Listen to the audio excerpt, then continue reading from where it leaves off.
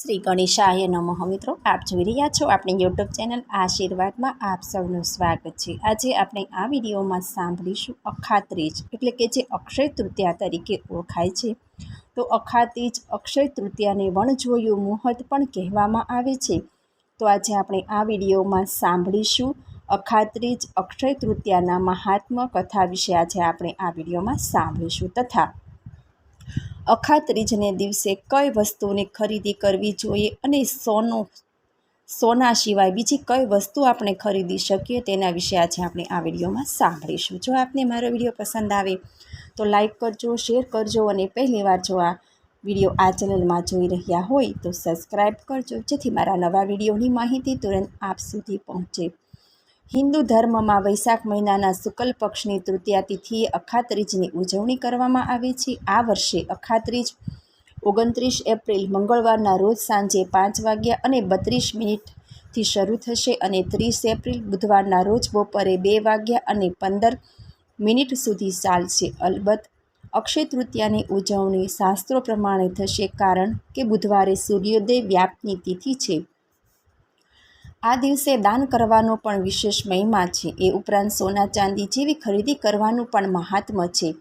Akshay Tritiya 29 April મંગળવારના રોજ બેસતી હોવા છતાં લક્ષ્મીજીની પૂજા અને ખરીદીના શુભ મુહૂર્ત બુધવારે 30 તારીખના જ છે। હિન્દુ પંચાંગ મુજબ નૂતન વર્ષ, વસંત પંચમી, ગુડી પડવો, લાભ પાંચમ અને અખાત્રીજના દિવસને વણમાગ્યું, વણજોયું, શુકનવંતુ, સ્વયંસિદ્ધ મુહૂર્ત પણ કહેવાય છે।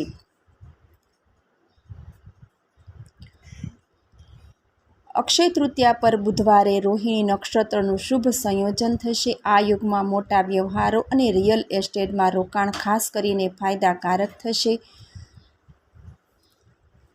આ દિવસે 7 રાજયોગ થશે, જેમ કે પારિજાત, ગજકેસરી, કેદાર, કહલ, હર્ષ, ઉભયચારી અને વાસી, સર્વાર્થ સિદ્ધિ, શોભન અને રવિયોગ પણ રચાઈ રહ્યા છે। આ રીતે અક્ષય તૃતીયા 10 મહાયોગમાં ઉજવવામાં આવશે। આ સંયોજનમાં ખરીદી, રોકાણ, વ્યવહાર અને નવી શરૂઆત લાંબા ગાળે પણ લાભ આવશે।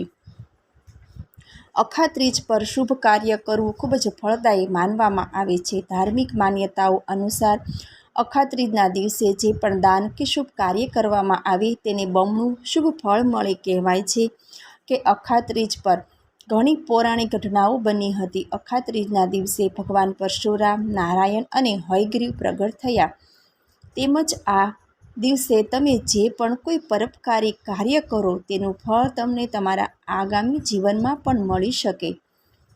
સોના સિવાય આપણે બીજી ઘણી વસ્તુઓની ખરીદી શુભ મનાય છે। ચાંદી, કોડી, જવ, ઘર, વાહન, પણ પ્લાસ્ટિકની વસ્તુઓ આ દિવસે ન ખરીદવી। મહાભારત અને અક્ષય તૃતીયાનું મહત્વ। એક દંતકથા અનુસાર સતયુગ એટલે કે સ્વર્ણયુગની શરૂઆત અક્ષય તૃતીયાથી જ થઈ હતી। એવું પણ માનવામાં આવે છે કે આ દિવસથી વેદવ્યાસજીએ ગણેશજી સાથે મળીને મહાભારત લખવાનું પણ શરૂ કર્યું હતું। ભગવાન શિવે કુબેરને ધનવાન બનવાનું વરદાન પણ આ દિવસે જ આપ્યું હતું। કુબેરને ધનના દેવતા માનવામાં આવે છે। પૌરાણિક કથાઓ એવો પણ ઉલ્લેખ છે કે સ્વર્ણલંકા કુબેરની હતી, પરંતુ કુબેરના ભાઈ રાવણે બળપૂર્વક કુબેર પાસેથી સોનાની લંકા છીનવી લીધી। કુબેરને ભગવાન શિવના ભક્ત પણ માનવામાં આવે છે। જ્યારે કુબેરે ભગવાન શિવ સમક્ષ પોતાની વેદના વ્યક્ત કરી ત્યારે ભગવાન શિવે કહ્યું કે જે રીતે સમુદ્રમાંથી પાણીનું એક ટીપું લઈને ક્યારેય તો સમુદ્ર ખાલી થઈ જતો નથી, એવી જ રીતે રાવણ કુબેર પાસેથી લંકા છીનવીને ધનના દેવતા બની શકતો નથી। ભગવાન શિવે કુબેરને ધનવાન બનવાનું વરદાન આપ્યું હતું, તેમને લંકાપુરીનું રાજ્ય પણ આપ્યું હતું અને અલકાપુરીનું રાજ્ય પણ આપ્યું અને સ્વર્ગની આર્થિક સંભાળની જવાબદારીઓ પણ આપવામાં આવી। એ દિવસ અક્ષય તૃતીયાને શુભ દિવસ માનવામાં આવતો હતો। એવી પણ માન્યતા છે કે અક્ષય તૃતીયા પર કુબેરની પૂજા કરવાથી અક્ષય લક્ષ્મીની પ્રાપ્તિ થાય છે। અક્ષય તૃતીયા પર ભગવાન સૂર્યે યુધિષ્ઠિરને અક્ષય પાત્ર આપ્યું હતું। અક્ષયનો અર્થ છે અવિનાશી, એટલે કે જેનો ક્યારેય નાશ ન થઈ શકે। મહાભારતના અરણ્ય પર્વ મુજબ અક્ષય તૃતીયાના દિવસે સૂર્ય ભગવાને યુધિષ્ઠિરને અક્ષય પાત્ર આપ્યું હતું. અક્ષય પાત્ર એટલે એવું પાત્ર જેમાં રાખેલ અનાજ ક્યારેય ખલાસ થતું નથી. તેમજ વનવાસ દરમિયાન દ્રૌપદી અક્ષય પાત્ર હોવાને કારણે ઘણા બધા કષ્ટો સહન કર્યા છતાં પાંડવોની સાથે કુંતીને ભોજન કરાવતી હતી. અક્ષય પાત્રમાં રાખેલું ભોજન ક્યારેય સમાપ્ત થતું નથી. નરનારાયણે આ દિવસે તપસ્યાના પાઠ કર્યા હતા. નરનારાયણ નામના 2 સંત ભાઈઓ આ દિવસે દુનિયાને તપસ્યાનો પાઠ ભણાવ્યો હતો. નરનારાયણે વિશ્વમાં હાજર શારીરિક અને માનસિક વેદનાઓ જોઈ હતી. તેઓ આ બધી બાબતોને દૂર કરવા માગતા હતા. તેથી ભૌતિક પ્રલોભનોને બાજુએ મૂકી તેઓ હિમાલયમાં તપસ્યા કરવા ગયા. નરનારાયણ ઉત્તરાખંડમાં બદ્રીનાથ અને કેદારવન નામના પવિત્ર સ્થળોએ તપસ્યા કરવા ગયા હતા. આજે બદ્રિકાશ્રમ એ જ બદ્રીવનમાં બનેલો છે, જેને બદ્રીનાથ પણ કહેવામાં આવે છે.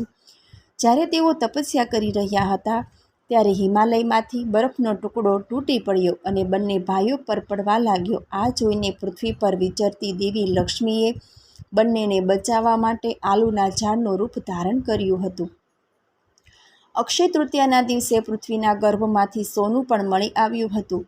પૌરાણિક કથાઓમાં ઉલ્લેખ છે કે જે દિવસે પૃથ્વીના ગર્ભમાંથી સોનું નીકળ્યું એ દિવસને અક્ષય તૃતીયા તરીકે ગણવામાં આવે છે, કારણ કે સોનું અખૂટ માનવામાં આવે છે. તેનો ક્યારેય કોઈ નાશ કરી શકતું નથી. એ જ સમયે સોનાનું મહત્ત્વ ક્યારેય ઘટતું નથી. હજારો વર્ષ પહેલાં સોનું મૂલ્યવાન વસ્તુ હતું અને આજે પણ સોનું મૂલ્યવાન છે. સોનું ખરીદવું એ ભાગ્યનું પ્રતીક માનવામાં આવે છે. ભગવાન પરશુરામનો જન્મ અક્ષય તૃતીયાના દિવસે થયો હતો. ત્રેતાયુગમાં બ્રાહ્મણ ઋષિના ઘેર પરશુરામનો જન્મ થયો હતો. મહાભારત અને વિષ્ણુ પુરાણ અનુસાર પરશુરામનું મૂળ નામ રામ હતું, પરંતુ જ્યારે ભગવાન શિવે તેમને પરશુ નામનું અસ્ત્ર આપ્યું ત્યારે તેનું નામ પરશુરામ થઈ ગયું. એવું પણ માનવામાં આવે છે કે જે દિવસે પરશુરામનો જન્મ થયો હતો એ દિવસને અક્ષય તૃતીયા કહેવામાં આવે છે, કારણ કે પરશુરામ ચિરંજીવી, તેથી અક્ષય તૃતીયાને ચિરંજીવી તિથિ પણ કહેવામાં આવે છે.